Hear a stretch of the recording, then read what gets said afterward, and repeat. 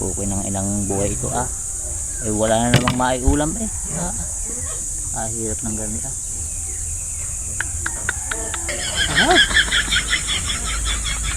Kapita, mano. Kawa ka lang Diyos.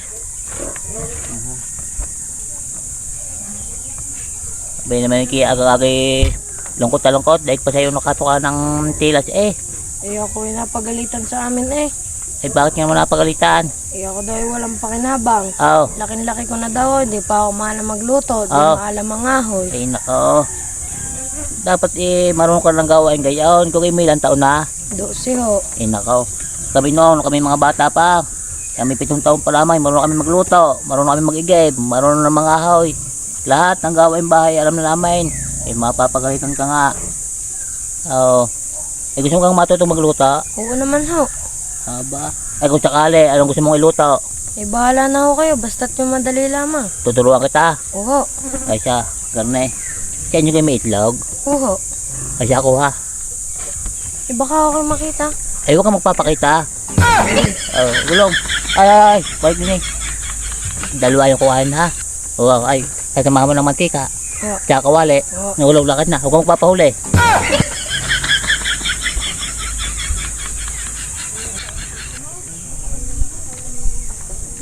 Ito na ang itlog, mantika at kawali. Hindi ka nakita? Hindi ho. Siya, dala doon sa tungko. Ikaw ay magdikit ng apoy doon. Ulot. Papariyan.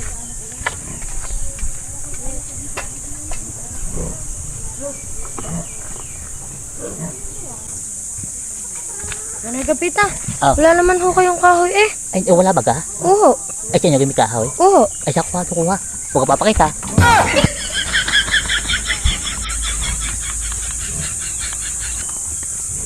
Kapita, ito na ang kahoy. Pakadami na yan. Dinala ko na ako isang timba. Siya, dalo. Kapita, naisalang ko na ang kawali.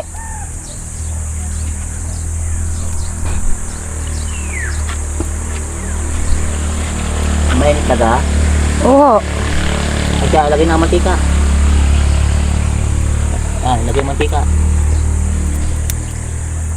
Okay na ito. Yan. Pagka mait na ang mantika, lagay mo itlog. Siya, tapos ako tawagin mo pagkaluto na Oo. Sige.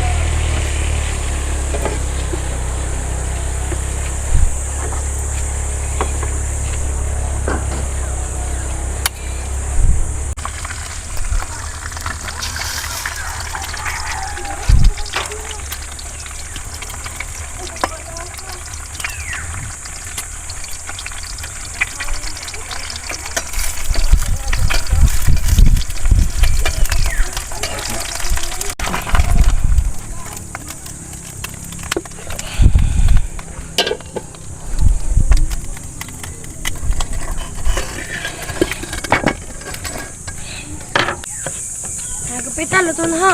Ayos ka ho. Ayan, sinasabi ko sa iyo. Magaling ka pala magluto Hindi na nagluluto. Madali kang matututo pagkagayaan. Siya, kain na, kain. May natawag. Ikakain mo na ho. Huwag na. Umuwi ka muna. Mapagalitan ka na naman noon. Uwi mo na.